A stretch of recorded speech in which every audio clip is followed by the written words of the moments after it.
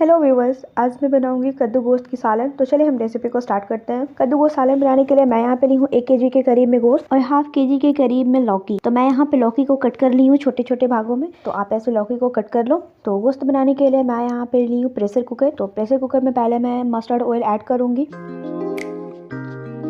गोश्त में तड़का देने के लिए यहाँ पे मैं ली हूँ लाल मिर्च, तेजपात, जावित्री, लौंग और दालचीनी और 2 इलायची। तो इन सारी चीज़ों को मैं इसमें डाल दूंगी और जब ये अच्छे से फ्राई हो जाएंगी तो हम इसमें प्याज ऐड करेंगे। प्याज ऐड करने के बाद मैं इसे चला लूंगी। जब हमारा प्याज गोल्डन हो जाए तो उसमें हम गोश्त को ऐड करेंगे।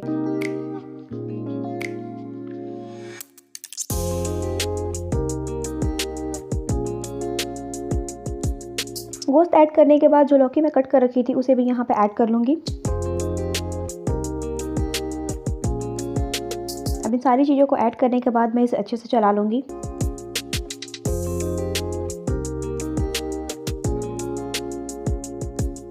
और मैं यहाँ पे स्वाद अनुसार नमक ऐड करूंगी। तो मैं यहाँ पे 2 चम्मच के करीब में नमक ऐड कर रही हूँ। नमक ऐड करने के बाद हम इसे फिर से चला लेंगे। उसके बाद मैं यहाँ पे कुछ मसाले ऐड करूंगी, जैसे सूखा लाल मिर्च पाउडर, धनिया पाउडर, जीरा मिर्च पाउडर और हल्दी।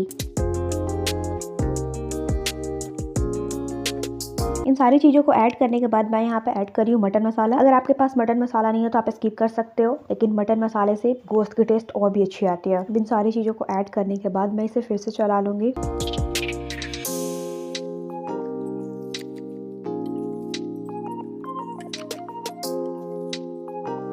और उसके बाद मैं यहाँ पे ऐड कर रही हूँ 1 चम्मच के करीब में अदरक लहसुन का पेस्ट।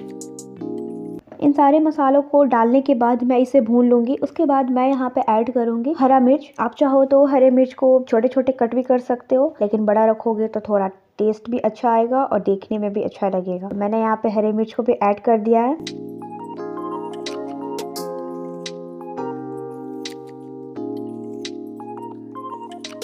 तो यहाँ पे हमारी गोश्त बहुत अच्छे से भून चुकी है। अब मैं इसमें ऐड करूंगी पानी ऐड करने के बाद मैं प्रेशर कुकर का ढक्कन लगा दूंगी।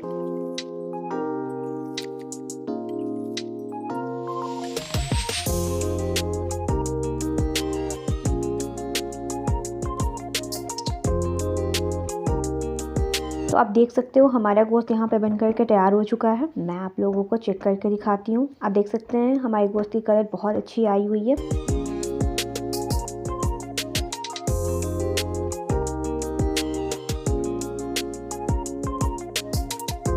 आप देख सकते हो यहाँ पे हमारा गोश्त पक चुका है। अब मैं इसे दूसरे बर्तन में निकाल लूंगी।